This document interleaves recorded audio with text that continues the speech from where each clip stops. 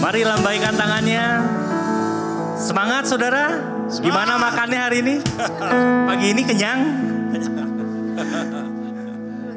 Jangan terlalu kenyang saudara, nanti ngantuk soalnya. Mari sebelum kita mulai ibadah, mari kita persiapkan hati kita persiapkan pikiran kita persiapkan hidup kita. Karena ketika kita mempersiapkan semuanya, Tuhan akan memberikan yang maksimal untuk setiap hidup kita. Bukan cuma di sesi ini saudara, tapi sepanjang sesi hari ini kita akan dikenyangkan oleh Tuhan. Semangat saudara? Yes. Belum kedengaran suaranya, siap? Siap. Siap saudara? Siap. Mari kalau siap saya akan pimpin dalam doa. Bapa kami di dalam surga, kami mengucap syukur untuk pagi hari ini kami boleh berkumpul di tempat ini. Semua karena anugerah-Mu Tuhan. Kami siap Tuhan, kami mempersiapkan hati kami mempersiapkan hidup kami dan pikiran kami. Kami terima semua yang maksimal yang daripada-Mu. Terima kasih Tuhan, kami siap untuk menerima semua yang terbaik. Dan dalam nama Tuhan Yesus, kami ucap syukur, haleluya. Amin. Beri tepuk tangan buat Tuhan.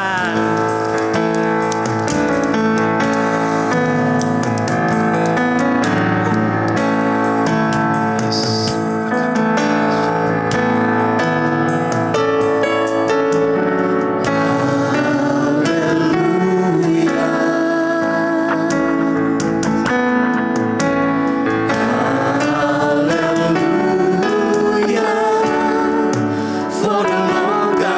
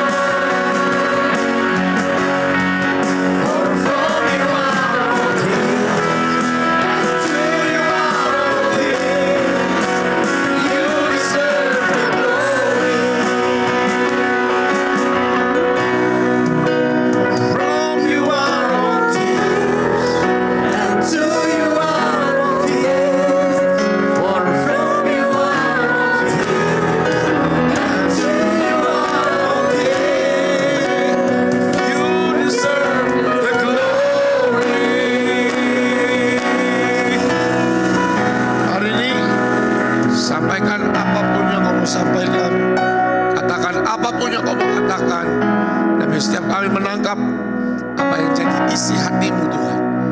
Dalam nama Tuhan Yesus. Semua yang percaya sama-sama katakan. Haleluya. Gimana? Dingin? Saya emang kerasa dingin.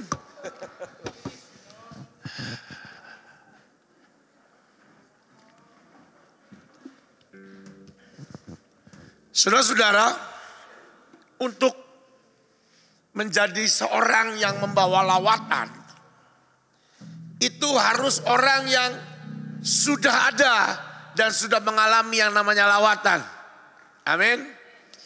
Orang selalu mengidentikan kata revival atau lawatan itu dengan sebuah perjumpaan atau KKR puluhan ribu orang. Orang selalu terjebak kalau bicara masalah lawatan, itu berarti kita pergi ke rumah sakit dan terjadi kesembuhan di mana-mana. Gak salah sih, cuman kalau kita terjebak dengan sebuah kata lawatan, lalu kata lawatan itu diartikan bahwa terjadi yang namanya pertobatan jiwa-jiwa di mana-mana, di pasar-pasar, di jalan-jalan. Hanya itu menjadi masalah, saudara. Kenapa? Sebenarnya gini,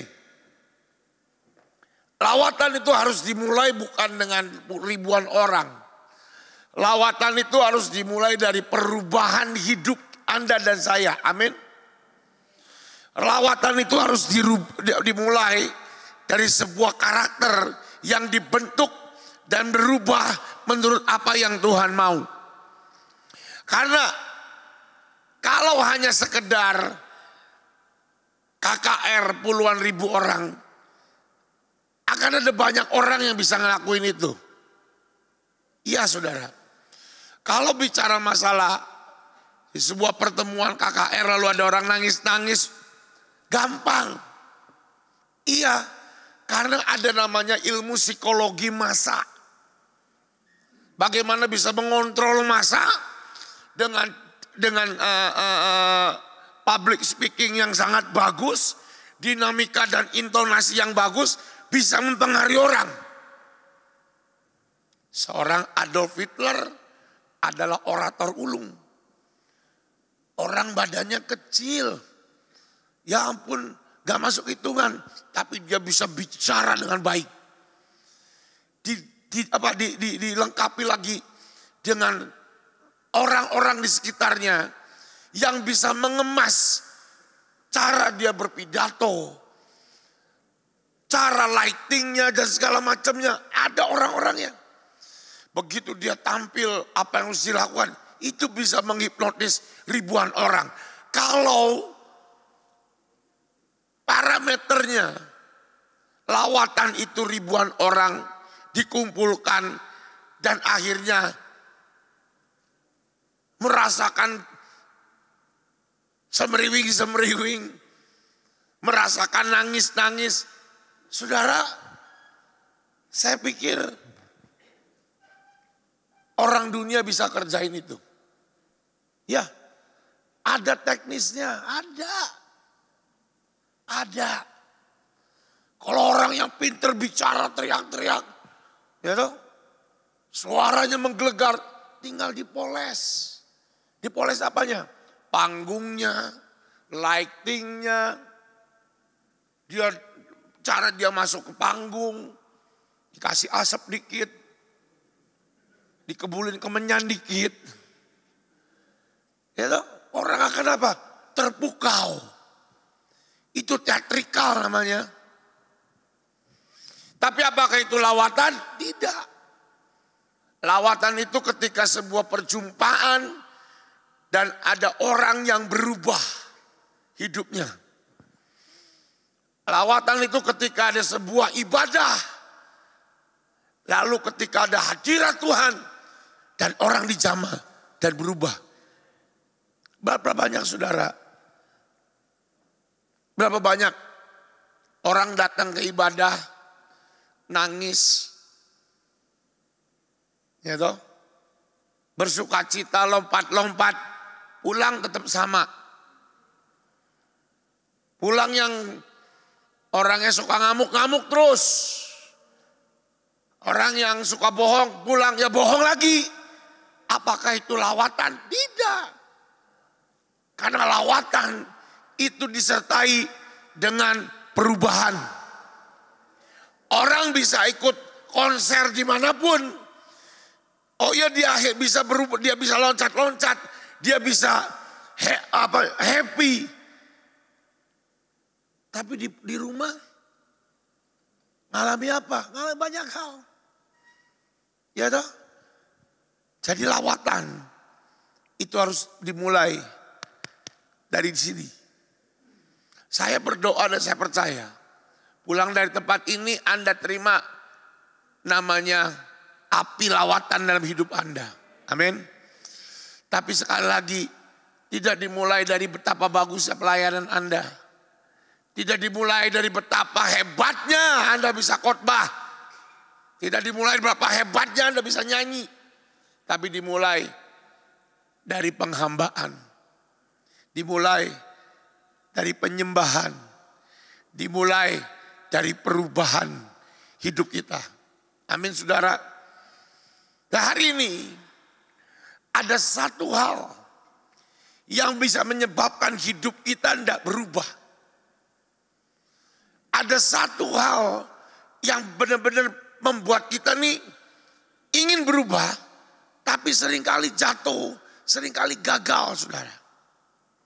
Saudara-saudara, saya membaca sebuah artikel beberapa hari yang lalu. Artikel tentang ada seseorang yang selalu dalam pernikahannya itu enggak bahagia. Bukan selalu. Dalam pernikahannya selalu ngerasa tidak bahagia. Seorang wanita. Dan dia terus ngerasa suaminya enggak ngerti dia. Ini perempuan. Ya, hidupnya enggak bahagia. Pernikahannya enggak bahagia. Padahal semua orang melihat suaminya adalah suami yang sangat ideal. Suami yang mengasihi, suami yang peduli, suami yang mau selalu ngalah. Tapi dia selalu ngerasa bahwa dia nggak bahagia karena suaminya. Selalu saudara. Dan sang wanita ini pengen cerai terus. Maunya cerai lagi. Lalu mereka disarankan untuk datang ke psikolog saudara. Lalu datang ke psikolog. Di psikolog ini rupanya ya saya sih nggak terlalu setuju. Tapi ya sudahlah. Ini kan cerita dunia ya. Di psikolog ini ada namanya hipnoterapi. Ya toh? Nah, karena yang bermasalah ini wanitanya, maka di hipnoterapi. Yang saya nggak ngerti hipnoterapi itu kayak apa? Dihipnotis mungkin. Ya toh? Apa mungkin 1, 2, 3 tidur. Tapi inti ceritanya ketika habis hipnoterapi, maka ditemukan ada luka dalam hatinya yang muncul yang dia nggak sadar. Dan dia curahkan, dia cerita. Pada waktu di hipnoterapi itu dia cerita. Ceritanya gini. Rupanya dia melihat ayahnya itu keras terhadap ibunya. Ayah si perempuan ini.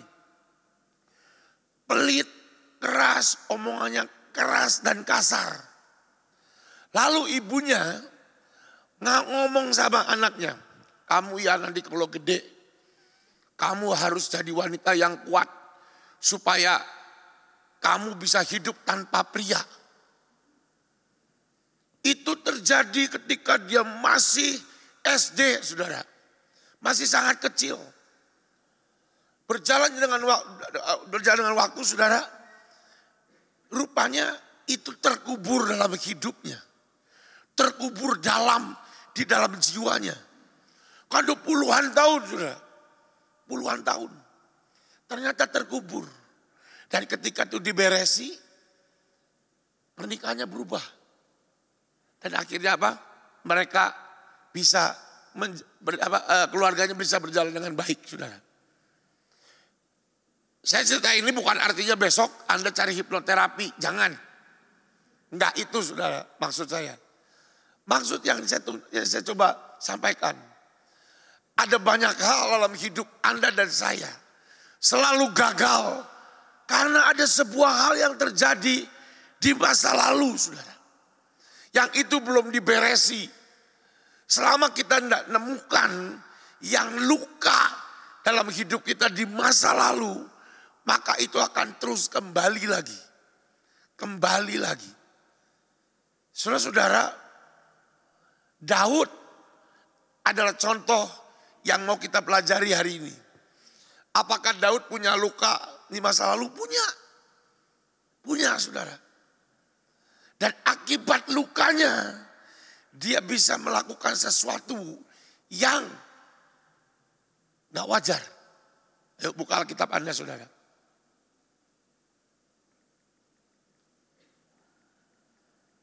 Bolehkah ada yang bantu saya untuk pegang mikrofon dan baca Alkitab supaya saya menghemat suara saya, saudara?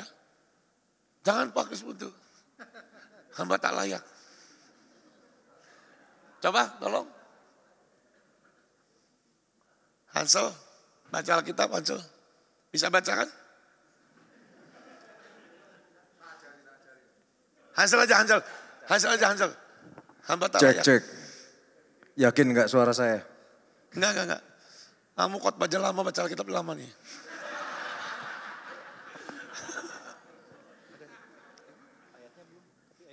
Ya buka di 2 Samuel pasal yang 11. Ayat yang pertama. 2 Samuel 11 ayat yang pertama. 2 Samuel 11 ayat yang pertama. Pada pergantian tahun, pada waktu raja-raja biasanya maju berperang, maka Daud menyuruh Yoab maju beserta orang-orangnya dan seluruh orang Israel. Mereka memusnahkan Bani Amon dan mengepung kota Raba, sedang Daud sendiri tinggal di Yerusalem. Terus sampai ayat yang ke-5.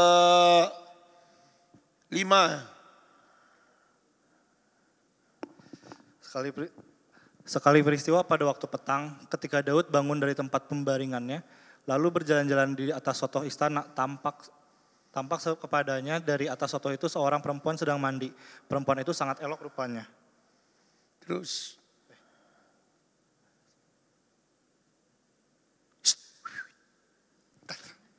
Lalu Daud menyuruh orang bertanya tentang perempuan itu. Dan orang berkata, itu adalah Batsheba binti Eliam istri Uria, orang Het itu. Sesudah itu Daud menyuruh orang mengambil dia. Perempuan itu datang kepadanya. Lalu Daud tidur dengan dia. Perempuan itu baru selesai membersihkan diri dari kenajisannya. Kemudian pulanglah perempuan itu ke rumahnya. Lalu mengandunglah perempuan itu dan disuruhnya orang itu memberitahukan kepada Daud demikian. Aku mengandung. Sampai situ saudara-saudara, Daud melakukan kesalahan dosa yang benar-benar sebenarnya saya percaya Daud ngerti itu gak boleh. Ya toh? Kenapa dia bisa sampai seorang raja yang luar biasa, gagah perkasa, tapi dia jatuh ke dalam sebuah dosa? Kenapa? Saudara, kalau kita baca dari kitab Mazmur, kita akan mendapati ada banyak luka yang keluar dari hidupnya. Ya saudara, kalau Anda baca di Mazmur 27, dikatakan sekalipun ayahku dan ibuku meninggalkan aku. Ya toh? Ada banyak di kitab Mazmur yang menggambarkan remuk hatiku, hancur, itu luka saudara. Dan luka akan menyebabkan dia untuk melakukan dosa yang gak wajar. Buat saya gak wajar saudara. Iya, buat saya gak wajar. Saudara, kenapa Daud harusnya jadi raja? Ya toh? Dan Alkitab berkata tadi, pada saat masa di mana raja-raja apa? Berperang. Dia berperang enggak? Kenapa?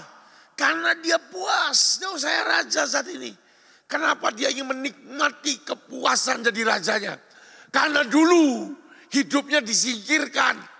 Karena dulu dia hanya menggembalakan berapa?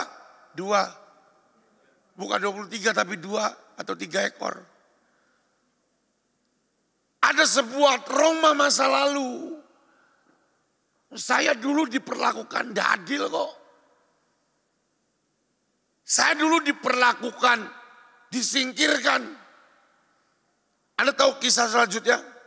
Dan dia akhirnya menyingkirkan siapa? Uria. Ngerti gak saudara? Dia dulu disingkirkan. Dengan mudahnya disingkirkan. Pada waktu mau diurapi, ya toh? Abang-abangnya sudah habis. Bukannya langsung dipanggil Daud. Enggak. Nabi nanya dulu. Dan ini anaknya. Ada lagi gak anaknya? Ya toh? Dilupain. Disingkirkan. Disingkirkan saudara. Anda bisa bayangin gak sih? Pada waktu disingkirkan sakit hati nih. Pahit nih. Itu terjadi di masa lalu. Dia disingkirkan. Dan dia lakukan. Dia menyingkirkan orang. Dengan seenak-enaknya saudara. Dia singkirkan Uria. Dosa saudara. Disingkirin. Saudara-saudara, ada berapa banyak Anda hari-hari ini. Mungkin kau lakuin banyak kegagalan. Mungkin apapun yang kau kerjakan kau gagal. Sudah mau berhasil, gagal.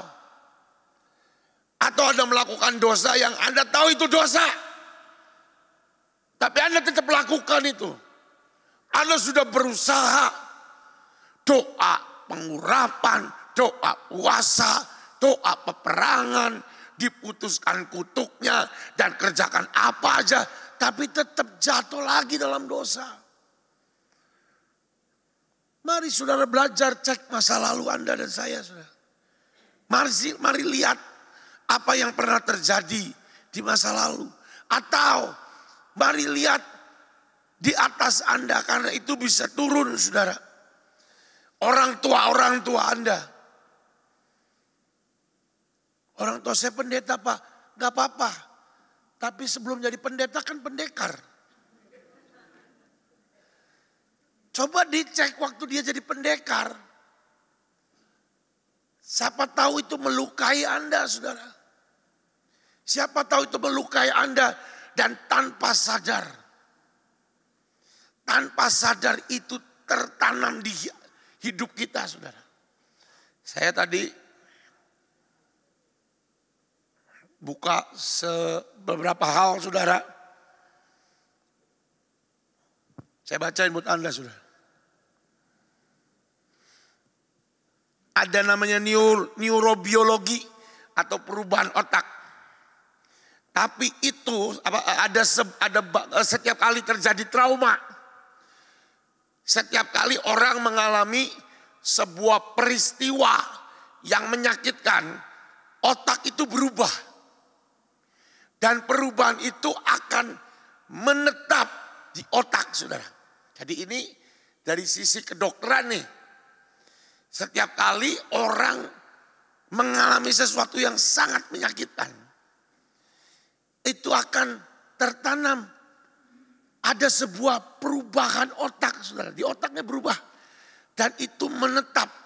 Dan itu bisa kapan saja kembali. Walaupun nanti sudah puluhan tahun. Tapi itu bisa kembali muncul. Karena apa? Ada perubahan otak saudara. Ini ilmu neurobiologi yang bilang seperti itu. Ada perubahan otak. Namanya apa? Amigdala. Itu memori. Berubah, tertanam. Dan itu bisa sepertinya hilang. Sepertinya lupa. Tapi tiba-tiba muncul lagi saudara. Selama kita tidak beresin ini. Itu akan terus muncul. Saudara hari ini sesi saya sesi yang basic. Sesi yang dasar untuk memberesi hidup kita, saudara. Sesi yang untuk memberesi setiap apapun di masa lalu yang akan mengganggu perjalanan kita ke depan. Sebelum kita beresin ini masalah, saudara. Oke, lanjut.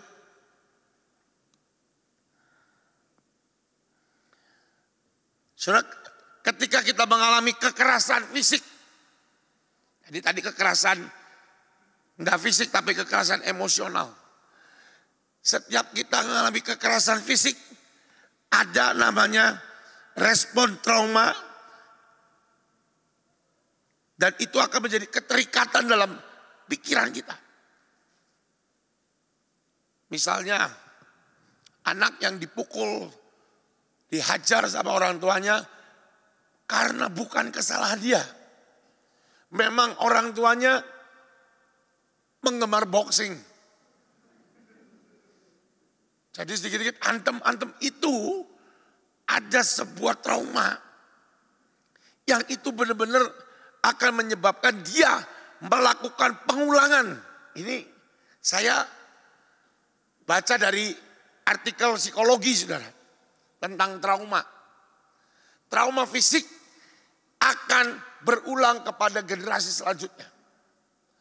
Makanya ketika seorang anak kalau dipukulin orang tuanya, sedikit-sedikit didikannya pukul, nggak ada salah dengan dipukul. Tapi kalau dipukul tanpa sebab atau dipukul secara berlebihan, itu masalah. Nah, ketika seorang anak menerima didikan kekerasan pukul, itu akan menjadi trauma yang terulang dan dia akan menjadi orang yang mengerjakan lagi. Kepada siapa? Orang-orang atau anak-anak berikutnya. Bukan cuma terhadap anak, bisa terhadap teman-temannya, orang-orang kerjanya. Bisa terulang, saudara. Mengerikan sekali kalau kita nggak ngerti tentang apa yang ada di belakang kita dulu. Dan mengerikan sekali kalau kita tidak beresi. Daud disingkirkan oleh orang tuanya. Dia menyingkirkan Uria dengan begitu mudahnya. Ngerti, saudara? Saudara-saudara, sesi saya tentang repentance, pertobatan. Kata pertobatan bukan saja bertobat dari apa yang kita kerjakan. Tapi bertobat juga bicara tentang apa? Bertobat dari apa? Dari dosa nenek moyang kita. Dari masa lalu kita. Hari ini sudah saya berdoa. Kita beresin ini. Jangan ada satupun yang simpan ini. Karena ketika kita simpan ini dan kita tidak mau terbuka. Maka itu akan menjadikan sebuah penghalang. Penghalang keberhasilan. Penghalang berkat. Mari merdeka, saudara. Amin, saudara. Lanjut. Tentang trauma, saya pikir sudah cukup. Saya mau lanjut tentang pertobatan. Lalu saudara, lawatan dalam hidup Anda dan saya tidak akan terjadi jika kita tidak bertobat. Markus 1 ayat 15. Katanya, waktunya telah genap, kerajaan Allah sudah dekat. Bertobatlah, percayalah kepada Injil. Saudara-saudara, kemarin saya sudah cerita dikit, saya akan singgung lagi, saudara. Kita sedang menghadapi sebuah masa-masa yang tidak mudah. Di depan kita ini masa-masa yang cukup mengerikan. Saya mau katakan buat Tuhan bilang, orang-orang yang kamu tahu, yang orang-orang yang kamu kenal, orang-orang yang bersama kangen kamu di Soar Ministry, atau orang-orang yang kamu kenal, 90% adalah orang-orang yang akan melihat kedatangan anak manusia kedua kalinya. Ngerti sudah? Berarti Anda dan saya 90%. Ya 10%-nya gak melihat karena apa? Berangkat duluan. Gak usah takut. Berangkat duluan Pak. Lebih enak yang berangkat duluan, percayalah. Ya tapi jangan artinya kita bunuh diri, masa ya masuk neraka semua. Ya toh. Tapi jujur saudara, orang yang sudah berangkat nih, kemarin kan papi mertua saya nih, saya bilang kok sama mami, sama Christine, beruntung loh sebenarnya. Udah berangkat dulu beruntung loh. Loh, Anda ini dan saya akan berhadapan dan memutuskan sesuatu. Akankah kita ikut Tuhan dan kita tinggalkan Tuhan? Ya, kalau udah berangkat dulu kayak Pak Daniel, Petrus Agung, udah istilahnya keputusan mereka untuk bersama dengan Tuhan sudah dibantu Tuhan. Udah dibantu Tuhan, angkat dulu dong. Kita ini, kita sedang berhadapan loh. Sebentar lagi kita akan berhadapan. Apakah kita pilih dunia, pilih kekayaan, atau pilih pikul salib. Dan yang akan kita pilih akan sangat nyata. Tidak sekedar hurufiah aja, nyata. Praktek, saudara. Karena itu siapin hati. Ya, siapin hati. Firman Tuhan tadi jelas bilang, kerajaan Allah sudah dekat. Bertobat. Bertobat dan hidup dengan Injil. Ayo saudara. Saya mau cerita lagi lah sekali lagi. Supaya Anda ngerti. Bulan Oktober tahun 2024. Saya ulangin lagi. Waktu itu di lembah Jehoshafat. Semua orang sudah habis nyembah Tuhan. Lalu datang ke Pak Kris waktu itu. Untuk didoakan, saya nyingkir. Saya nyingkir ke pojokan. Di pojokan itu saya diem. Tiba-tiba Tuhan datang. Memang saya panggil, ayo sini ada Tuhan di sini. Semua pada kumpul. Tapi pada waktu kumpul, ada suara Tuhan yang jelas saya ulangi. Tuhan ngomong apa saya sampaikan. Dan salah satunya adalah, nanti di bulan ke-8 terjadi pertumpahan darah. Bulan ke-9 kita akan diberi sayap, dipisahkan di tengah-tengah kesusahan. Dan beneran bulan ke-8 terjadi pertumpahan darah, betul gak? Indonesia 14, di Nepal gak tahu berapa, di Perancis terjadi, di Peru terjadi kemarin.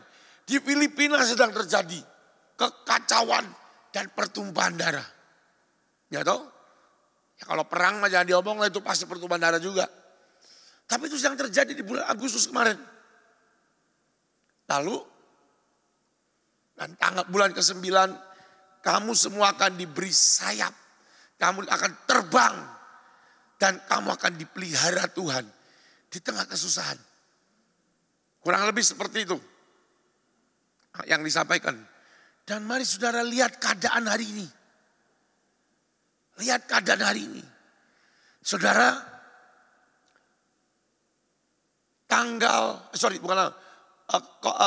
pandemi COVID berakhir itu di tahun 2023 atau 22. Dan di waktu dia berakhir, pada waktu pandemi mulai, di situ semua mesbah korban dihentikan, betul kan? Gereja semua ditutup. Persekutuan doa tidak boleh. Online semua. Online. Dan buat saya, ibadah online itu bukan ibadah. Buat saya jujur sudah, ibadah online itu bukan ibadah. Ayo ngaku semua. Di sini. Waktu ibadah online, lagi online, ayo ngaku. Bapak-bapak pakai celana kolor kan streamingnya. Pakai celana kolor, pakai kaos singlet. Sambil makan bakso, makan Indomie. Ibu-ibu masih sanggulan, rolan. Ibu-ibu pakai daster sambil masak. Bau terasi badannya. Ayo, mau disebut ibadah, disebut ibadah, ayolah. Itu mezbah dihentikan.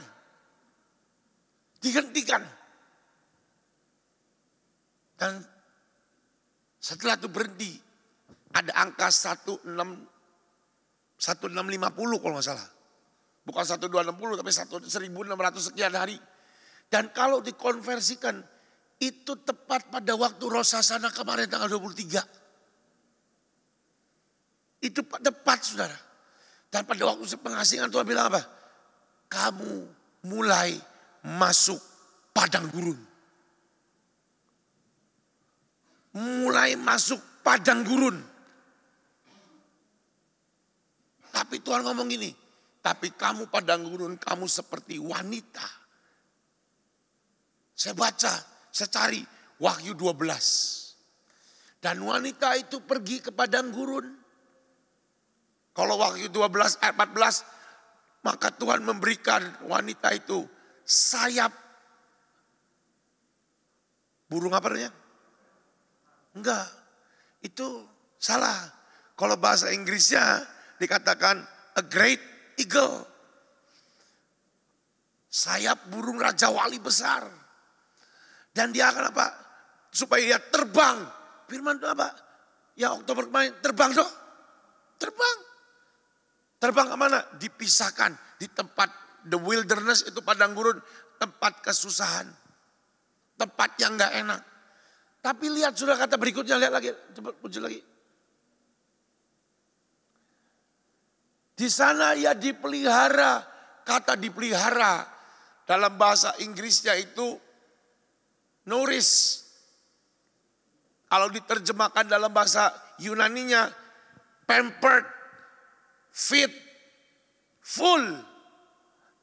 Di pamper itu dihiasi atau dimanjakan, diberi makan dan dikenyangkan. Berapa hari?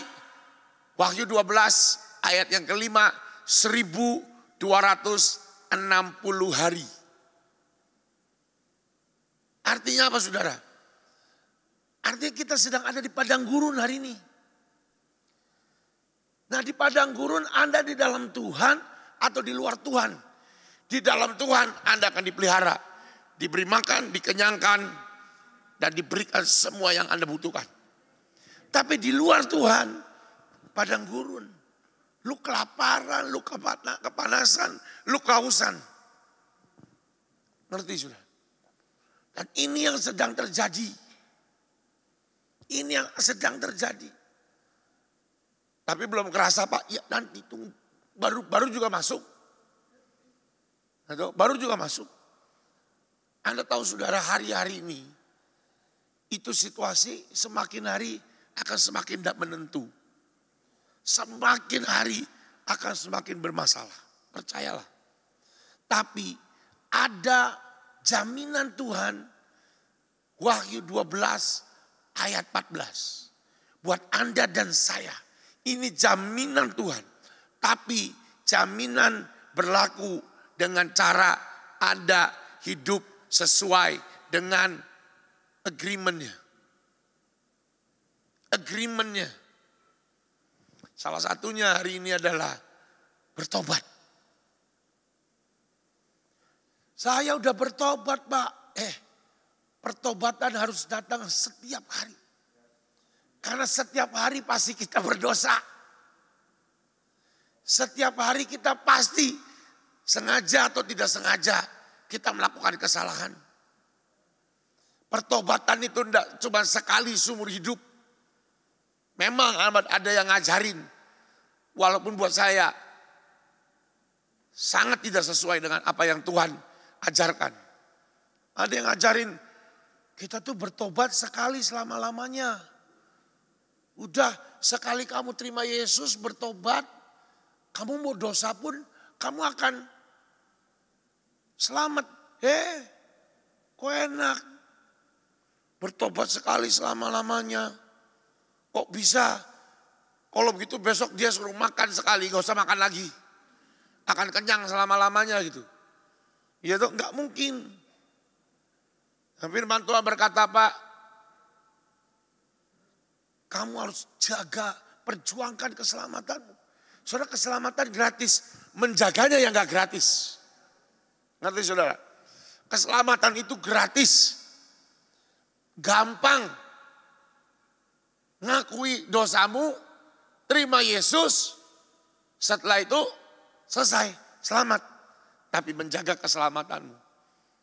Firman Tuhan berkata, lihatlah singa itu apa? Siap ngaum-ngaum. Siapa yang lengah, sikat. Itu keselamatan. Anda jaga keselamatan. Terima keselamatannya gratis, jaganya yang gak gratis. Ngerti saudara? Surga itu gratis gak? Sedianya gratis, masuknya aja yang masalah. Surganya disediakan gratis.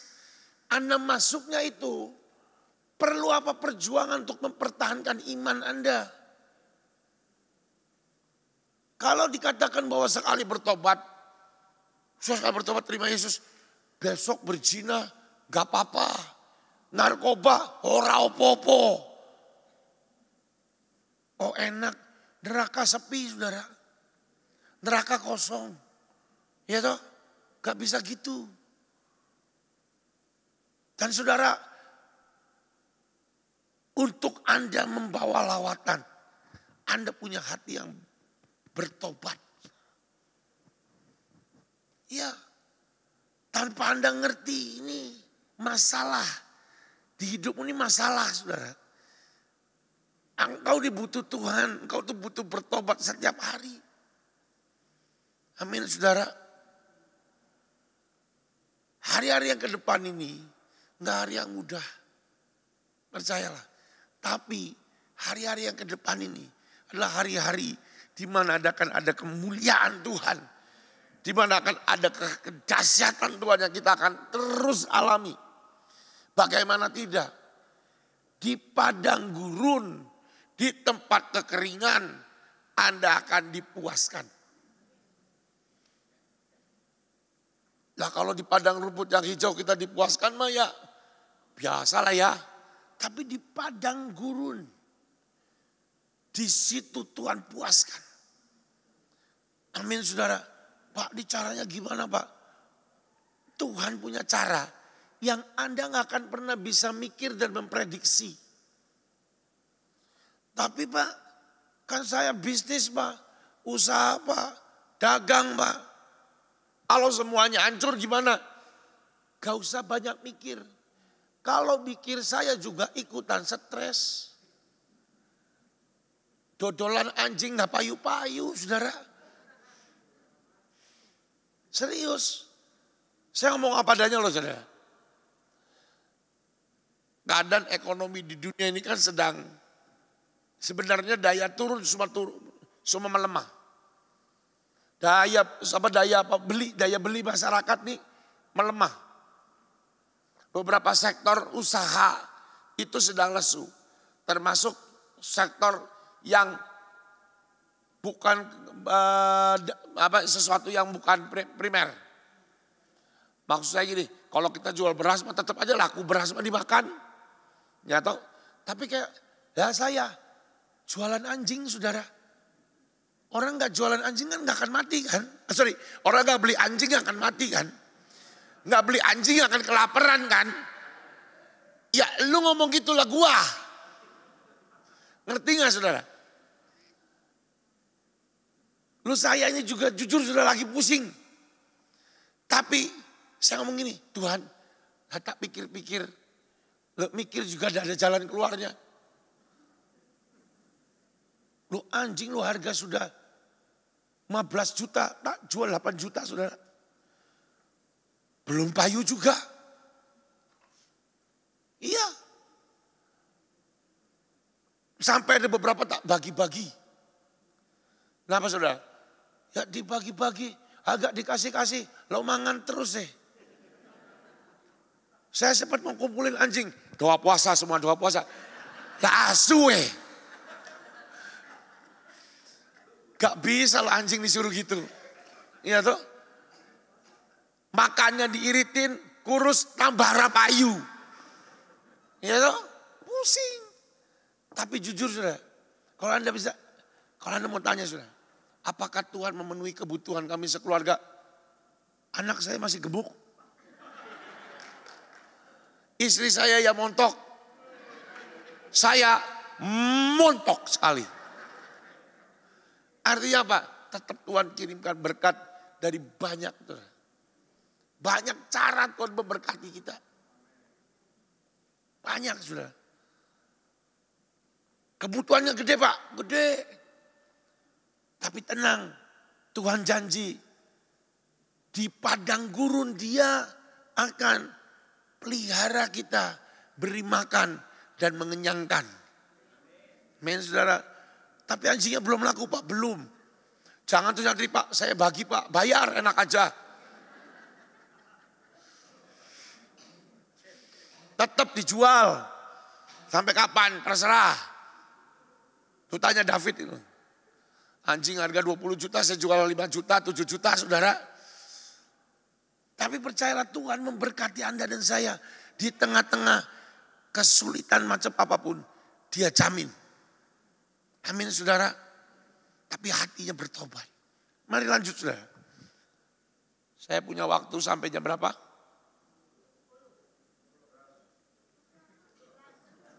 Dia ngomong gitu, Pak Kris ngomong bebas. Supaya nanti juga dia minta dibebasin.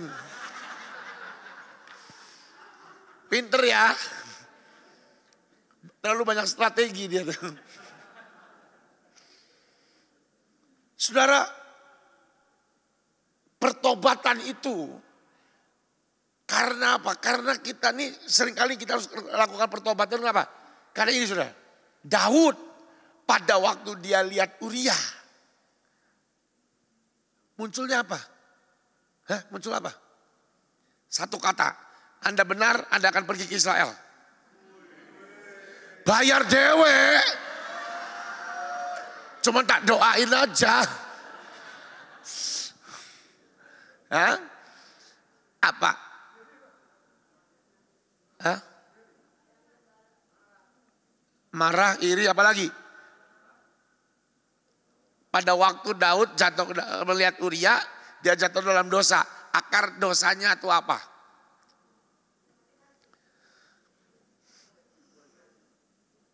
Apa sudah? Itu kan Betseba, lihat Betseba bukan Uria. Kalau oke, apa sudah?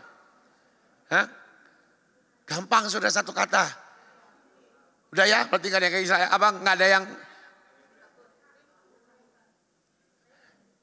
gampang, saya simpel aja. Pengen.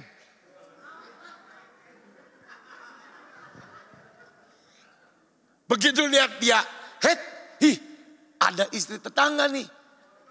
Pengen. Keinginan akan membawa kita dalam kejatuhan dosa. Ngerti sudah?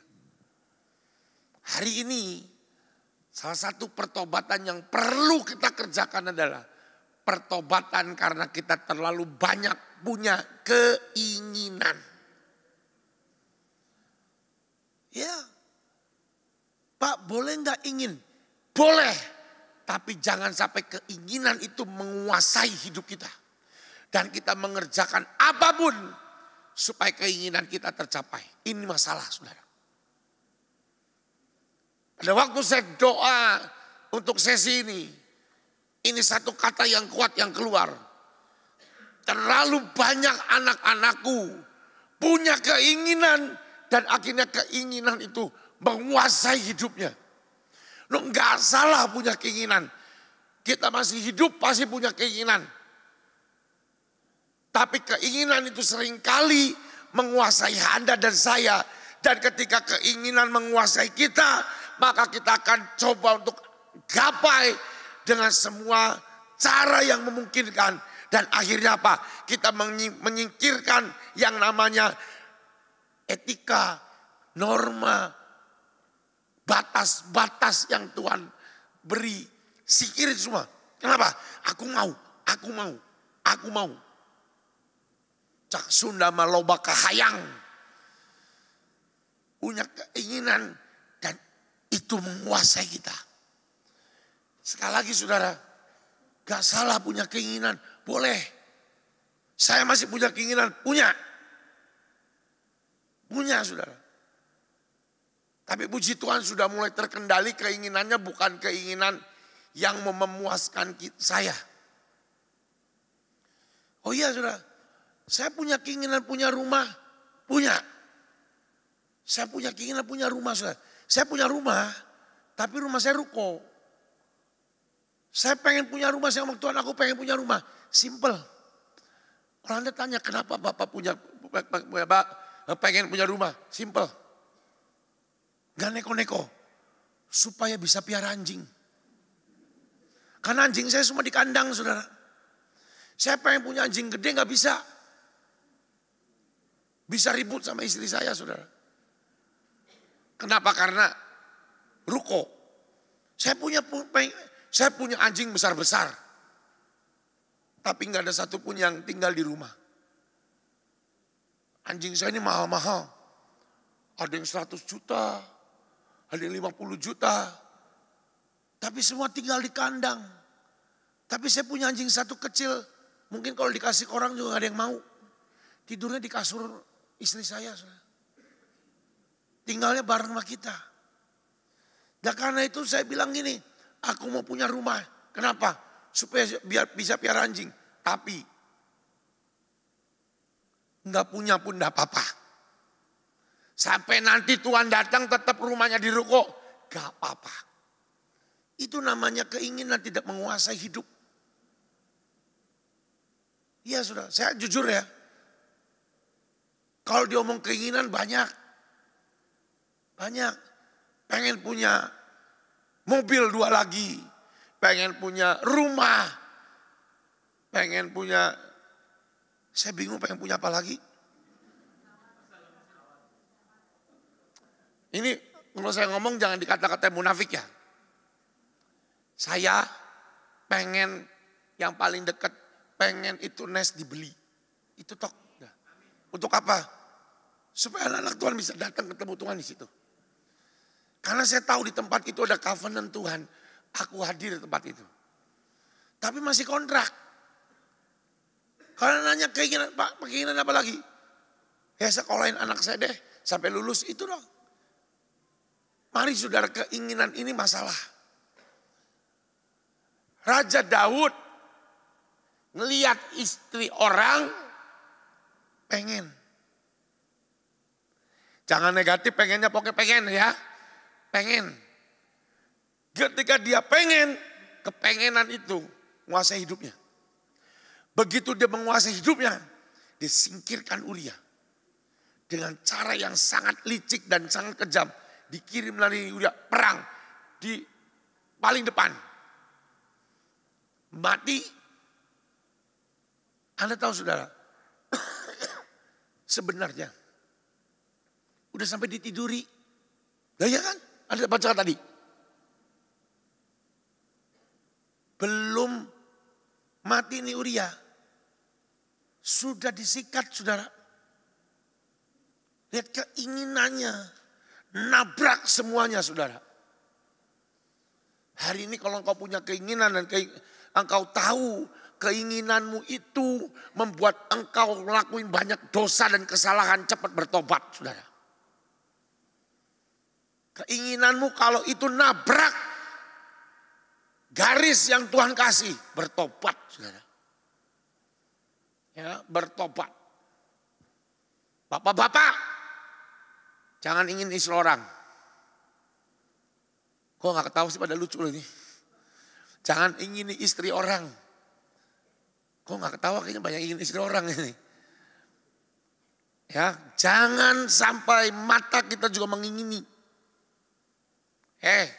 Para laki-laki perempuan-perempuan yang masih single. Hati-hati dengan matamu yang mengingini. Ingat, hati-hati. Melihat perempuan, wah cantik, aku mau deketin. Ternyata bukan Kristen, tapi penyembah daun.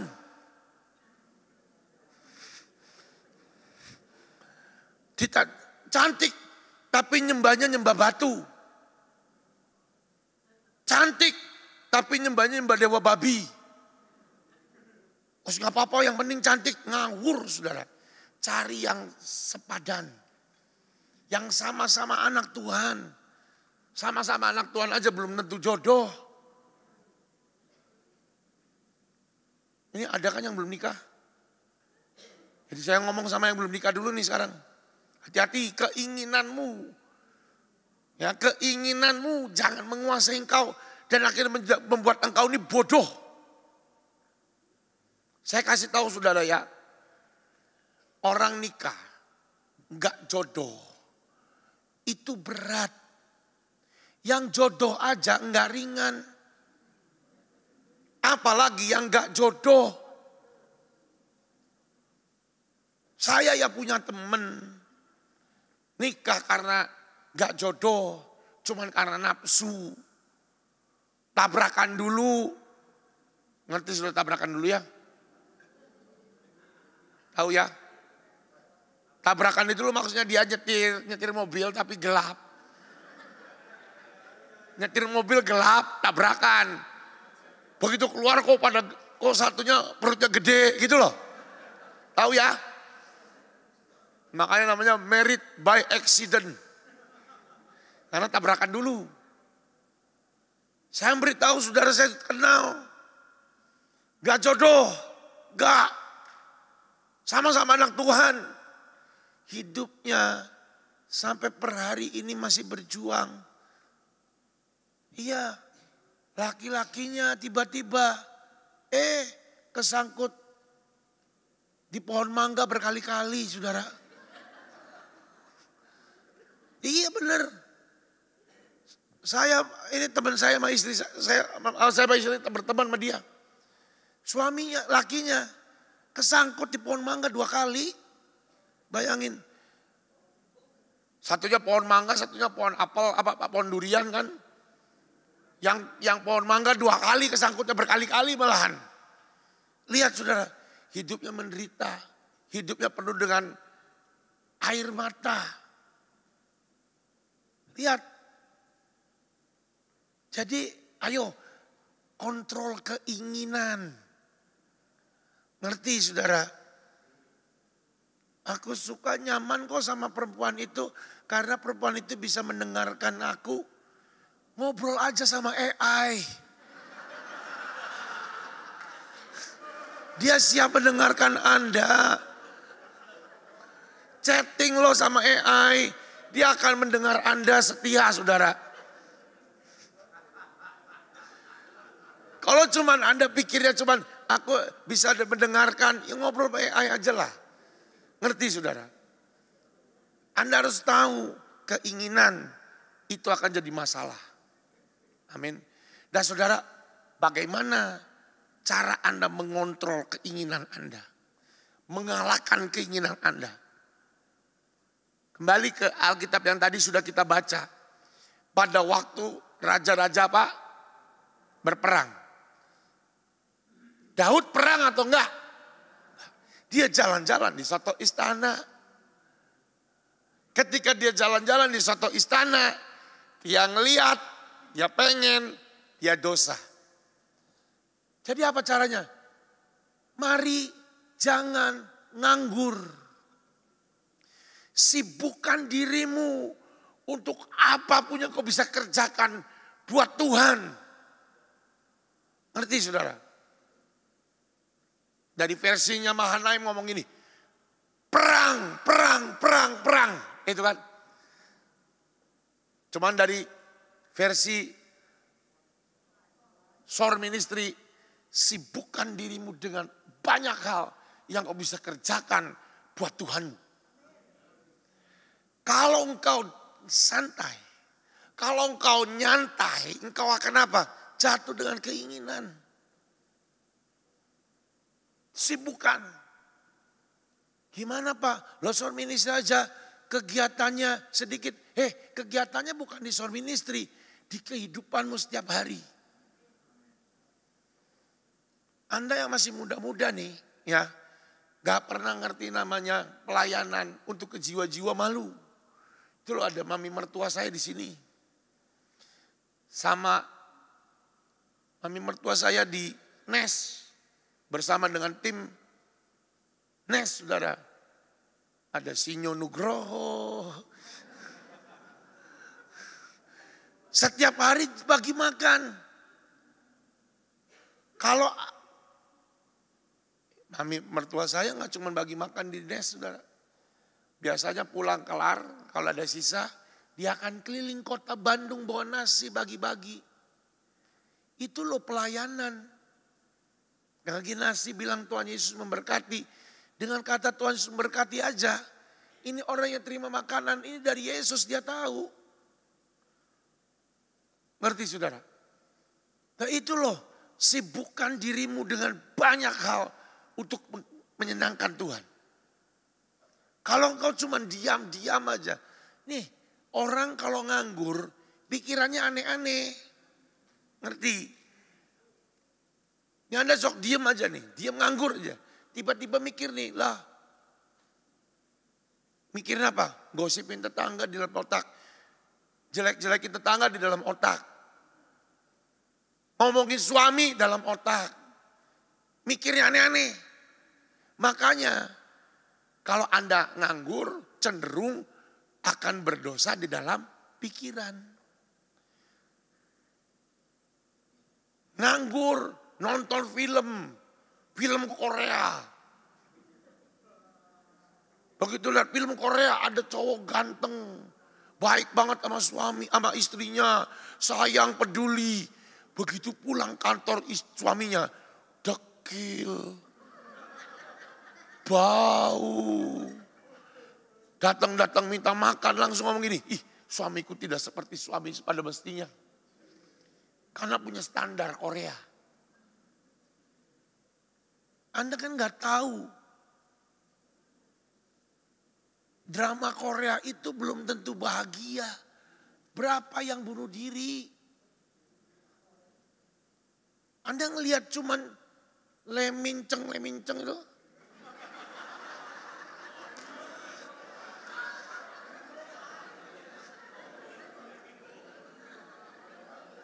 Kelihatannya ganteng. Tahu saudara, kelihatannya ganteng, putih, kulitnya mulus-mulus, kinyis-kinyis. Tapi dia mungkin belum pernah bisa yang namanya jemur-jemuran. Misi ke Filipina, ke Kenya, ke Burundi. Sebentar lagi Pak Kris Muntu dan Pak Kris akan ke Pakistan.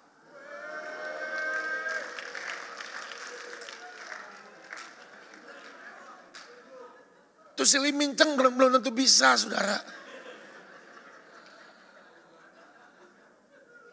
Artinya apa? Jangan ketipu. Jangan, oplas.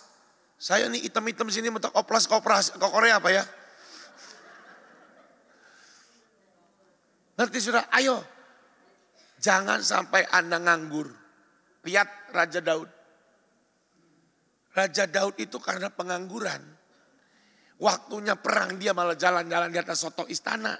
Dia ngeliat perempuan dia pengen. Ketika dia pengen dia ambil dengan paksa.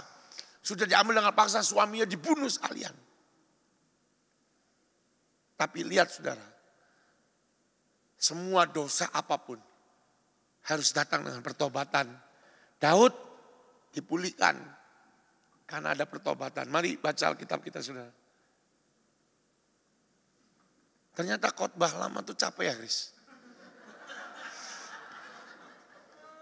Sebenarnya saya maunya udahan nih khotbah ini.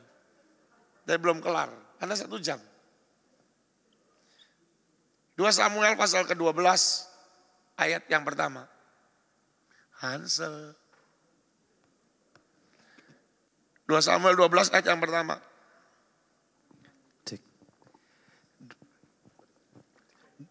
2 Samuel 12 ayat yang pertama. Sampai selesai. Sampai habis. Oke. Sampai Wahyu. Saya tak tidur dulu ya. 2 Samuel 12 ayat yang pertama. Tuhan mengutus Nathan kepada Daud. Ia datang kepada Daud dan berkata kepadanya, ada 2 orang dalam suatu kota, yang seorang kaya, yang seorang lain miskin. Si kaya mempunyai sangat banyak kambing domba dan lembu sapi.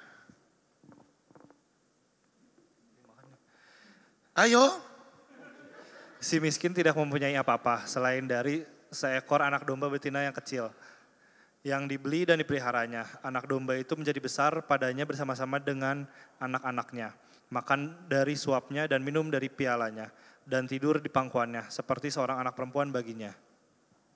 Pada suatu waktu, orang kaya itu mendapat tamu dan ia merasa sayang mengambil seekor dari kambing dombanya atau lembunya untuk memasaknya bagi pengembara yang datang padanya itu. Jadi ia mengambil anak domba betina kepunyaan si miskin itu dan memasaknya bagi orang yang datang kepadanya itu. Lalu Daud menjadi sangat marah karena orang itu dan ia berkata kepada Nathan, "Demi Tuhan yang hidup, orang yang melakukan itu harus dihukum mati. Dan anak domba betina itu harus dibayar gantinya 4 kali lipat karena ia telah melakukan..." Tenang.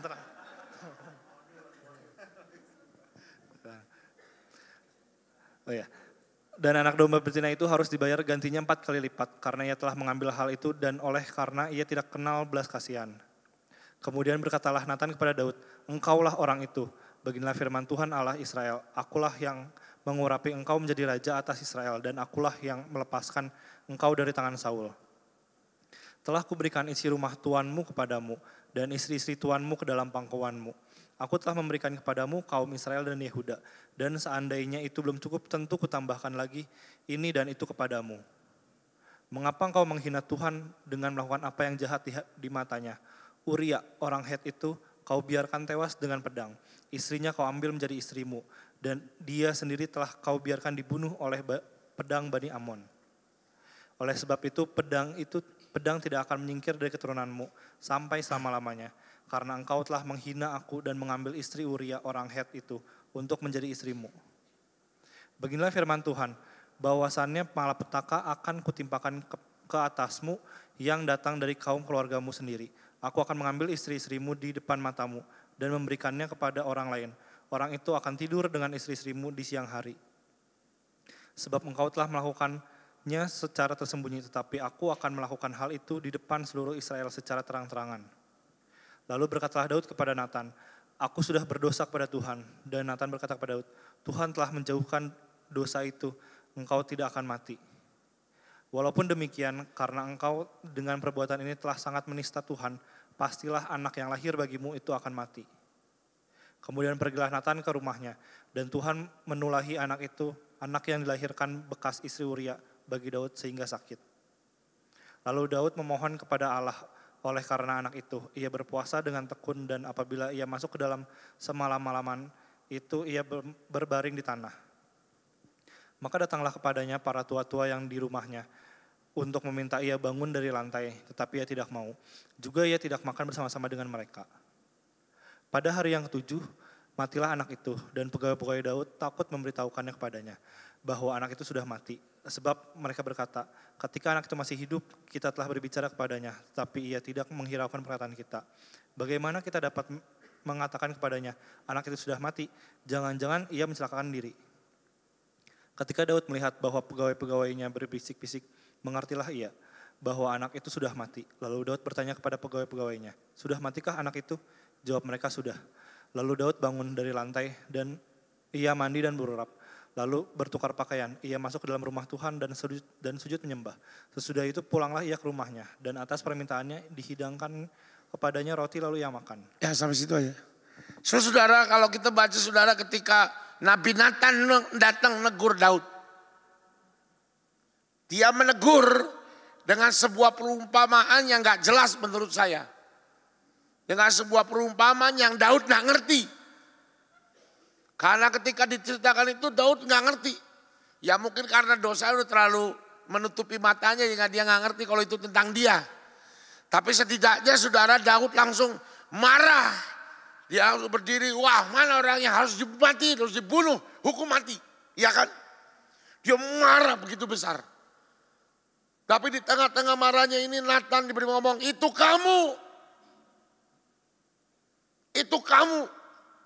Dan Daud saudara seorang raja yang menurut saya Daud itu rada-rada jaga gengsi. jaga image. Buktinya apa? Lah begitu si Bathsheba hamil, supaya kenapa Uria dibunuh? Menutupi kan? Supaya image-nya Daud tidak rusak. Pada waktu dia marah, Nathan bilang itu kamu. Dan reaksi Daud adalah bertobat. Saudara, Daud bisa saja ambil pedangnya dan tebas itu Nathan. Betul gak? Daud juga bisa saja membantah. Ya. Ya bantah, lo apa hubungannya? Aku kan mengawini Bathsheba itu kan karena udah janda. Kan udah janda. Dan ngomongnya pun gak langsung. Kamu, hai Daud, kamu sudah berzina, kamu sudah niduri Bathsheba, kamu bunuh Uria. Gak jelas-jelas kok. Dia datang dengan perumpamaan, ya kan? Tapi ketika ditegur bertobat, saudara berapa banyak seringkali Anda ditegur bukan bertobat tapi marah. Ayo, ketika ditegur Tuhan atau melalui hamba Tuhan, ditegur yang Anda marah. Saudara, kita ini tidak sempurna, pasti kita ngelakuin kesalahan. Ditegur itu rendah hati, nerima. Saya ini belajar saudara. Belajar untuk dengar teguran. Dulu saya tidak bisa ditegur. Kalau yang negur orang di atas saya, baru saya dengar.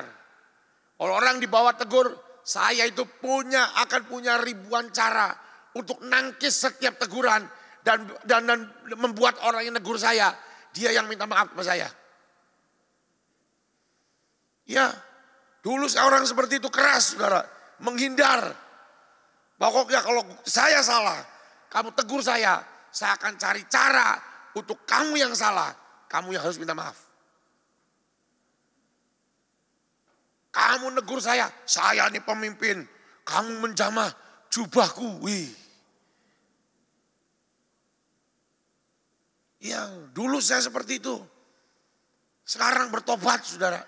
Gak berani gitu. Karena kadangkala, saudara, teguran yang paling objektif itu, teguran yang paling baik itu adalah teguran dari orang-orang yang ada di bawah. Kenapa? Karena mereka mungkin akan seringkali menegur kita karena cinta, karena kasih. Iya, saudara. Kemarin saya juga ditegur sama salah satu, bukan kemarin, kapan hari lah. Sama salah satu pilar-pilarnya di Shore Ministry. Ditegur saudara. Dia bilang aku kesinggung karena kojo gini-gini. Baru ngomong apa sih, lupa cara ngomong ibu. Makanya ditegur saya. Katanya harus datang. Tapi tiba-tiba si Ernest dibolehin gak datang. Aku ya ingat dia yang ketawa-ketawa pasti ngerasa itu mereka yang menegur kayaknya. Dia tegur lah. Saya tidak pakai A, I, U, E, O, saya belajar. Iya, saya salah. Sorry ya, aku salah. Terus ingetin, kalau gua salah ingetin. Jangan sampai sungkan. Langsung tegur aja. Iya saudara, saya belajar. Kenapa? Karena kalau ditegur itu harus langsung bertobat. Jangan nunggu ada tulah dulu. Teguran bertobat saudara. Saya belajar. Ini curhat dikit. Waktunya masih panjang jadi bisa di sela-sela sama curhat saudara. Saya ini belajar, benar-benar belajar. Jadi pemimpin itu harus melayani. Jadi pemimpin itu harus jangan ngerasa lebih hebat dari orang lain. Iya saudara. Belajar benar-benar. Kemarin waktu di Filipina lagi mau pulang di bandara saudara. Ada salah satu di antara tim melongo melihat kejadian sesuatu, bilangnya, Karena dia orang lama. Ada satu teman dari antara satu tim, gak usah sebut namanya. Tiba-tiba jalan. Koco, titip ini punya saya. Diambil, dipegang, saya jalan. Itu orang teman saya yang satunya lagi melongo. Hah?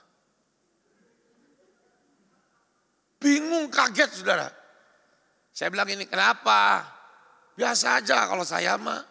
Saya nggak usah diistimewakan, santai. Saya ini orang paling, saya mau jadi rileks sama seperti semua orang. Iya, lalu dia bilang ini. Soalnya kalau kita selalu kalau ngelihat di hamba-hamba Tuhan yang lain, hamba Tuhannya selalu nggak boleh digituin. Bahkan kalau lagi bawa tas sendiri, diambil, dibawain. Kamu tiba-tiba ada anak satu, kau coba bawain. Dan saya ambil saudara. Dan santai saya ambil. Tidak salahnya apa? Cuma enteng kok. Walaupun saya penuh tangannya, ya udah saya bisa bawain, ya saya bawain. Mari jadi orang seperti itu, sudah gak usah mikir status. Saya akan bertobat. Kalau yang tegur saya, Yusak Cipto. Dari surga turun dulu harus tegur saya. Gak usah. Saudara jujur ya saudara ya. Saya ini mau belajar. Makanya kalau Anda menemukan kesalahan saya, gak usah takut tegur saya. Anytime Anda mau tegur saya lewat telepon. Cuman ya jangan terusnya negur saya. Jo gitu. Ya itu mah Jo, pak langsung. Yang benar juga negurnya. Gak apa-apa saudara. Apa Pak? Anjing. Anjing sebelah saya. Nggak dengar Bu? Coba yang dengar bisa jelasin. Apa ya?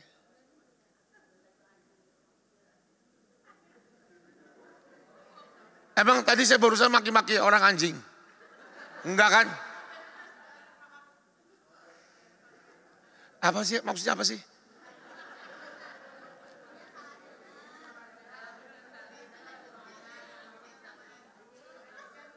Saya tadi ngomong sesuatu yang anjing itu. Anjing saya punya anjing. Iya saya punya anjing. Anjing saya banyak, puluhan juta. Tidur di kandang, anjing saya yang murah, tidurnya di kasur, itu mungkin. Ya kalau itu menyinggung ibu ya saya minta maaf Bu.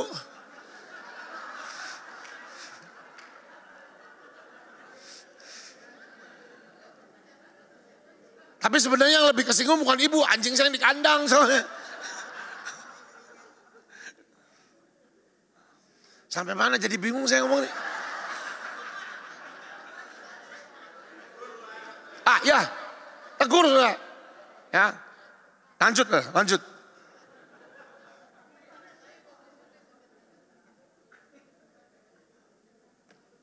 Tapi memang anjing-anjing di kandang pada marah sama saya. Anjing buduk kamu boleh tidur di kasur. Gua harga ratusan juta di kandang dibilang itu. Mari saudara buka yang loncat di ayat. Loncat di ayat yang ke 20 sudah. 19. Ketika Daud melihat pegawai-pegawainya berbisik-bisik. Mengertilah ia bahwa anak itu sudah mati. Lalu Daud bertanya kepada pegawai-pegawainya. Sudah matikah anak itu? Jawab mereka apa? Sudah. Lalu Daud bangun dari lantai. Ia mandi dan berurap. Bertukar pakaian. Ia masuk dalam rumah Tuhan. Sujud menyembah. Sudah itu ia pulang ke rumahnya. Dan di atas permintaannya dihidangkannya makanan roti. Padanya roti. Lalu ia makan. Saudara. Daud sudah bertobat nih. Ditegur bertobat. Ya toh?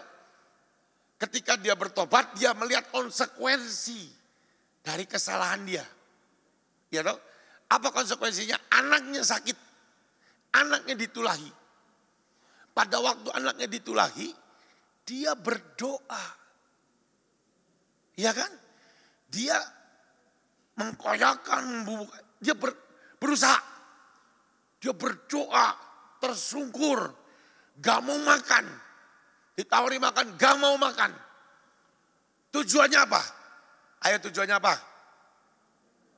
Supaya anaknya gak mati. Iya dong? Dia berusaha. Dia sudah bertobat nih. Dia sudah bertobat. Tapi dia sudah dan juga apa? Karena dia tahu dia sudah bertobat. Dia berdoa, dia berusaha, dia ngotot, dia bayar semuanya. Dia gak mau makan. Tapi tiba-tiba anaknya mati. Pegawainya gak ada yang berani ngomong. Kenapa? Lah anaknya masih sakit aja. Dia cuma kerjanya nangis, berkabung, bertobat, doa, tersungkur. Nanti kalau dia tahu anaknya sakit, mati, jangan-jangan dia mencelakai dirinya. Tapi beda, nggak terjadi seperti itu. Begitu dikasih tahu, ya anakmu sudah mati, oh udah mati. Dia bangun, dia mandi, dia berurap, dia masuk ke rumah Tuhan, dia makan. Apa artinya sudah? Pada waktu Anda bertobat, Anda boleh minta pemulihan macam apapun buat hidup Anda. Ya, berdoa, minta ampun kayak apapun Tuhan, tolong Tuhan. Misalnya, Anda berdosa. Ketika Anda berdosa menyebabkan usaha bisnis Anda kritis. Lalu tahu ini gara-gara kesalahan Anda ditegur, bertobat. Doa puasa terus, doa terus ngelakuin segala macam. Tapi tetap bangkrut, tetap akhirnya tutup, hancur. Saya berdoa kita belajar dengan reaksi Daud, saudara. Reaksi Daud apa? Ya sudah. Dia bangun, dia mandi, dia berurap, dia ke rumah Tuhan, nggak marah sama Tuhan. Dia ke rumah Tuhan dan dia makan. Saya berdoa reaksi pertobatan Anda. Ada reaksi yang seperti ini. Reaksi pertobatan yang ya sudah. Kalau memang harus ada konsekuensinya, ya sudah. Mati. Padahal udah berdoa. Mati, ya sudah. Gak apa-apa. Ada banyak orang enggak. Udah tahu dosa. Ditegur, oke sudah bertobat. Lalu berjuang, berdoa. Tapi doanya gak dikabulin. Dia marah. Dia ngomongkan, Tuhan aku udah bertobat.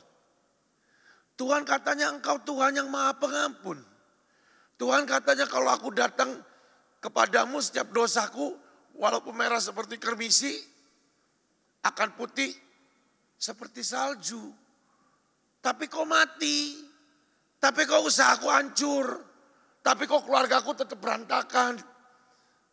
Tapi kok istriku tetap kena kanker. Tapi kok anakku tetap sakit dan sekarang mati. Bukankah aku sudah bertobat Tuhan? Bukankah aku sudah minta ampun Tuhan? Bukankah kau katanya sejauh timur dari barat kau membuang dosaku. Tapi kau tetap hancur. Belajar seperti Daud saudara.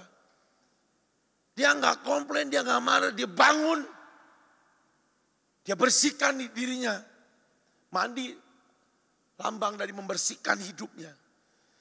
Ketika hidupnya sudah bersih, dia datang ke rumah Tuhan. Lambang apa? Lambang dia mengakui Tuhan, gak apa-apa, aku tetap ikut engkau Tuhan. Makan itu lambang apa? Ya sudah, lanjutkan lagi hidupmu. Dan engkau akan lihat, nanti dia akan dapat anak berikutnya. Dan anak inilah menjadi anak yang dipakai Tuhan luar biasa. Sekalipun engkau mungkin berdosa, melawan kesalahan. Kalau engkau bertobat dengan benar, Kalau kau bertobat dengan benar, kalipun konsekuensinya kematian, kehancuran, dia akan ganti dengan sesuatu yang jauh lebih baik. Buah dari pertobatan itu dua. Satunya mati, satunya apa? Kemenangan. Ngerti sudah? Kan dia bertobat nih, buahnya apa? Lu anaknya mati tetap. Konsekuensi tetap ada. Tapi ada buah yang lain. Yaitu apa? Diganti dengan kemenangan. Amin saudara. Saya berdoa hari ini, saudara, firman Tuhan hari ini. Anda tangkap. Kenapa Anda seringkali jatuh dalam dosa? Karena mungkin ada trauma masa lalu. Mari bebaskan dirimu dari trauma masa lalu. Sakit hati yang mungkin engkau gak sadar itu kau simpan di rohmu, di jiwamu. Dan itu akan terulang, terkorek lagi, keluar lagi. Dan itu akan menjadi poin kejatuhanmu kembali. Mungkin saudara, kalau engkau tidak bereskan, ada banyak kegagalan demi kegagalan dalam pengikutanmu dengan Tuhan. Dalam usaha bisnismu, pekerjaanmu. Mari koreksi, lihat adakah luka di masa lalu. Saudara. Lalu kenapa kita jatuh dalam dosa, gampang jatuh dalam dosa dan kesalahan. Karena kita seringkali punya keinginan. Punya keinginan. Pengenmu itu menguasai hidupmu. Punya keinginan gak masalah. Selama keinginanmu tidak menguasai hidupmu. Iya saudara. Saya percaya setiap kita hari ini punya keinginan. Baik keinginan yang rohani yang baik. Yang kalau keinginannya, aku ingin Indonesia penuh kemuliaan. Kan itu keinginan. Oke. Baik itu keinginan yang pribadi. Yang mengentertain hidup kita. Boleh gak? Ya gak apa-apa.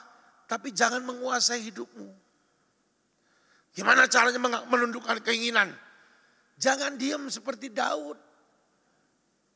Waktunya berperang malah dia diam. Hari-hari ini waktunya bukan untuk diam. Hari-hari ini waktunya untuk nanya Tuhan setiap pagi.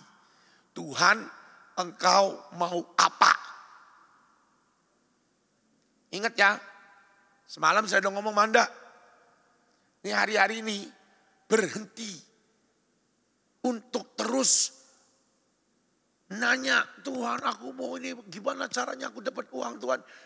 Udahlah. Tuhan aku belum punya jodoh Tuhan. Aku mau jodoh. Sudahlah. Gak usah mikir ke situ lagi lah. Kalau memang Tuhan tentukan kamu punya pasangan. Nanti Tuhan kasih. Nanti ya. Ya minta maaf kalau ada orang-orang yang selama ini kita bareng-bareng dijorok-jorokin, dijodoh-jodohin. Sama gadis Kenya, gadis Filipina. Ternyata saya salah. Udah gak usah mikir masalah itu. Kalau Tuhan mau kamu menikah tetap dikasih. Mungkin dari Uganda nanti. Salah lagi, sorry. Tuhan bisa kasih dari manapun. Gak usah mikir. Sekarang mikirnya adalah gimana caranya aku senangkan hati Tuhan.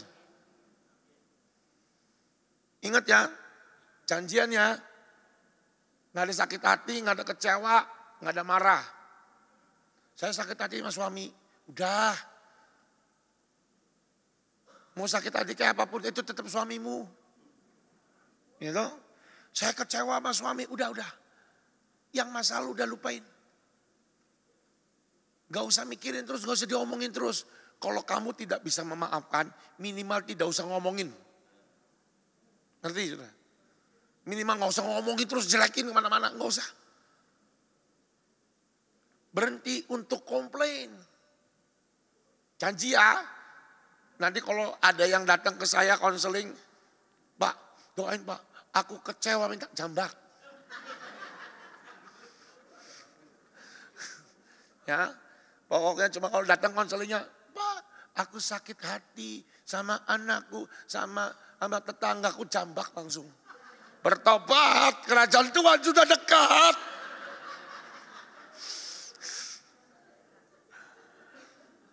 Ya, udah. Janji ya, mulai hari ini udah gak usah mikirin sakit hati, kecewa. Ya, udah. Itu berisik. Jadi kalau di hati muncul gini, aku kok masih sakit hati, berisik. Begitu muncul langsung bentak itu, berisik kamu. Ya, sekarang tiap hari fokus senangkan Tuhan. Tuhan mau apa, lakuin. Tiap pagi sudah. Kalau Anda terus terjebak dengan masa lalu, Anda terus itu, aduh. Tuhan sudah mau dekat, saudara. Ya, Tuhan sudah mau datang, sudah terlalu dekat. Ya bukan dekat tuh Pak minggu depan, nggak tahu. Saya juga nggak tahu kapannya. Tapi sudah dekat, I can feel it. Kemarin Pak Kris kan marah-marah. Gara-gara ada yang ngomong 23 September nanti Tuhan datang, dia marah-marah. Saya sampai nanya, kenapa lu marah-marah? Dia baru ngomong, ada orang yang bilang 23 September nanti Tuhan datang. Ya memang Tuhan datang. Kemarin di Gracia kan hadirat Tuhan kenceng tuh. Memang datang sih. Cuman bukan datang untuk kita rapture sih. Cuman datang aja. Gitu loh. Ya. Amin saudara, ayo sudah mulai nih. Halo, ingat. Kalau sudah bertobat. Kalau doamu, doa pertobatanmu tidak diterima, tetap konsekuensinya harus hancur, bangkrut. Jangan marah. Udah jangan marah, jangan kecewa. Mandi, bersihkan dirimu, berurap, masuk ke rumah Tuhan. Datang ke Tuhan lagi bilang, aku tetap bersama dengan Engkau selamanya Tuhan. Lalu makan. Amin saudara. Hari ini saya mau ajak kita bertobat. Saudara, untuk menjadi revivalist kalau kita nggak bertobat di dalam hidup kita nggak bisa. Nggak bisa saudara. Kalau Tuhan nggak pulihkan hidup kita nggak bisa. Karena itu ayo saudara mari pulihkan yang di dalam. Satu hamba Tuhan yang nanti saya akan bawa ke sini saudara. Tahun depan lah. Dong Kampoi. Polio. Mana-mana pakai kursi roda. Saya nanya sama dia. Dia umur 9 tahun dibuang sama orang tuanya. Jadi pengemis. Saya satu meja sama dia makan di satu fast food. Saya nanya dia gini, Pastor sorry. Saya izin saya mau tanya. Kapan kamu bisa menerima tentang dirimu? Kamu bisa menang, kamu kan polio, kamu kan gak seperti saya. Saya bisa jalan, bisa lari, bisa lompat-lompat. Kan kamu gak bisa. Kan kamu cacat. Gimana, kapan dan gimana kamu memenangkan hidupmu sendiri. Dibilang kapannya digampang. Kapannya ketika dia ketemu Yesus. Ketika dia dijamak dia ketemu Yesus. Pada waktu dia jadi pengemis. Dia itu harus datang ke rumah singgah untuk mungkin dapat makan dan segala macam. Jadi rumah singgah itu, ternyata rumah singgah itu sangat amat bermanfaat saudara. Buktinya melahirkan satu hamba Tuhan besar. Di rumah singgah itu dia ketemu Tuhan Yesus. Ketika di zaman Tuhan Yesus dia tahu mulai hari itu Yesus gak pernah tinggalkan dia. Tapi gimana caranya saya menang dari apa saya bisa melayani Tuhan dan menerima kenyataannya. Dia bilang ini, when I conquer my inner man. Ketika saya mengalahkan manusia dalam saya mengalahkan kondisi tubuh saya. Keren saudara. Ada banyak orang yang di luar sempurna. Tapi yang inner gak sempurna. Makanya yang ketika yang innernya gak sempurna. Yang di luarnya bermasalah. Ribut sama orang. Jadi batu sandungan. Yang lebih ekstrim lagi. Selalu gak bisa terima keadaan dirinya. Hidung saya kurang lancip. Oplas. Oplas, di Jogja ada dokter bagus. Ke Jogja, dioplas. Kok kurang lancip ya? Korea bisa lancip. Pergi ke Korea, lebih lancip lagi. Katanya di Thailand lebih lancip lagi. Ke Thailand jadi silet, saudara.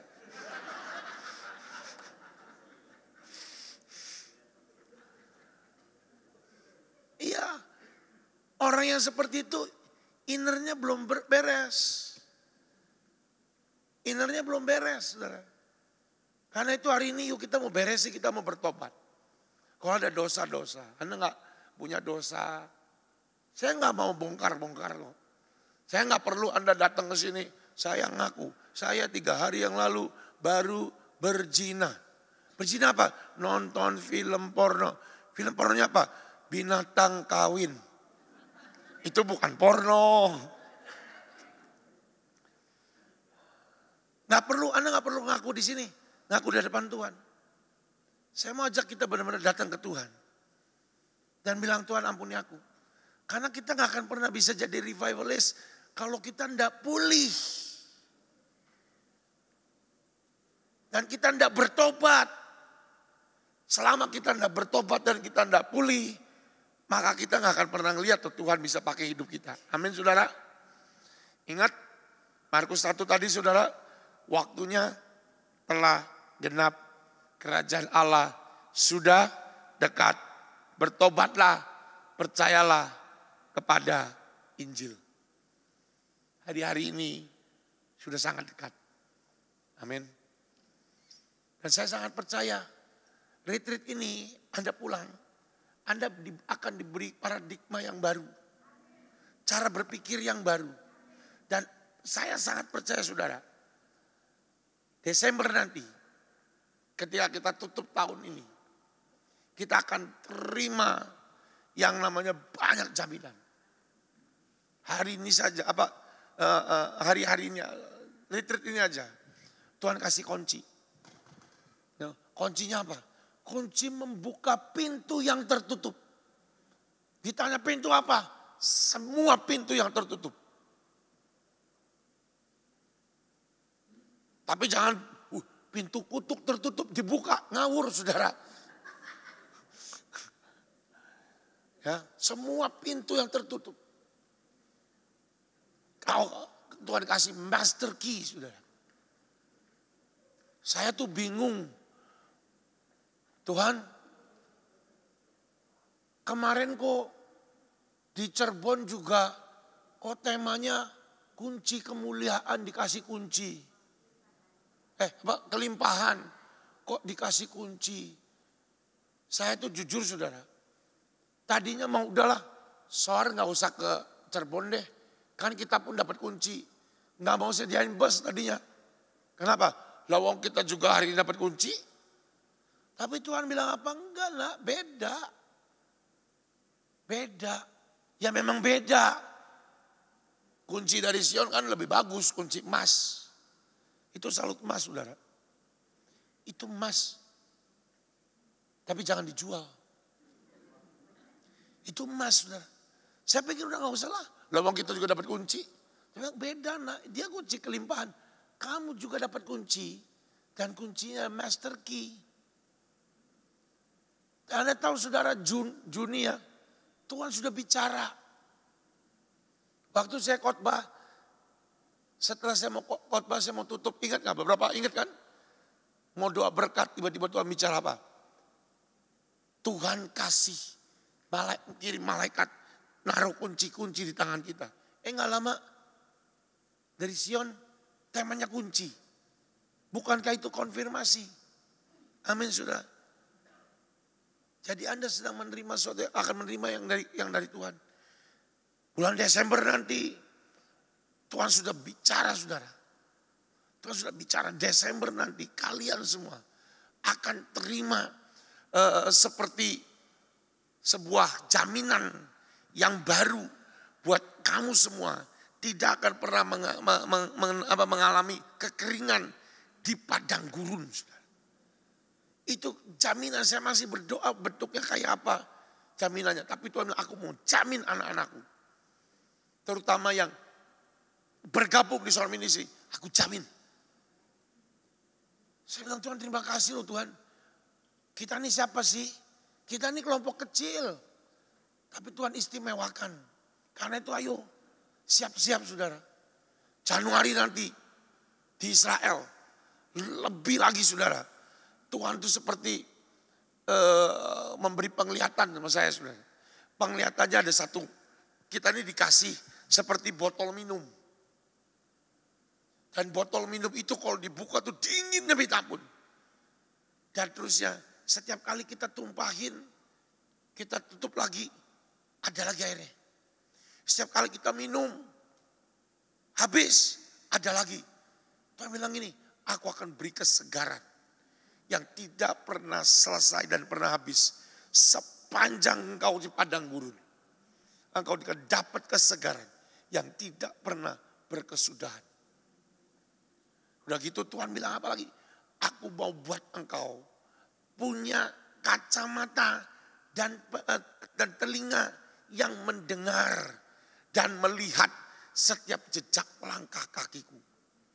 Di Israel Tuhan mau kasih itu saudara. Saya baru paham kenapa pada waktu Tuhan ngomong ke Israel bilang temanya One Harmony with Heaven.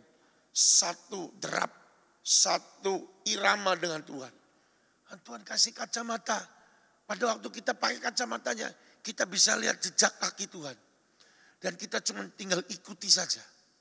Tapi waktu kacamata dibuka, hilang. Dipakai lagi, lihat lagi. Itu Tuhan mau kasih sudah. Karena itu hari-hari ini ayo serius sama Tuhan. Kenapa Tuhan mau kasih? Sekali lagi. Karena ini hari-hari. Dimana kita ini gak bisa. Kalau gak kena nempel sama Tuhan. Udah terlalu dekat saudara. 1260 hari dari tanggal 23 kemarin adalah hari-hari di mana kita akan melihat semua kebaikan Tuhan. Tapi juga hari-hari di mana melihat penggenapan akan hari kedatangannya.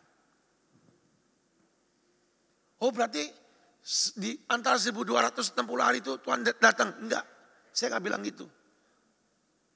Bisa jadi, bisa. Pasti nggak tahu. Bisa jadi aja. Kan datang harinya seperti pencuri, kita nggak tahu. Nah, sudah ya. Amin. Masih direkam nggak? Matiin dulu sebentar.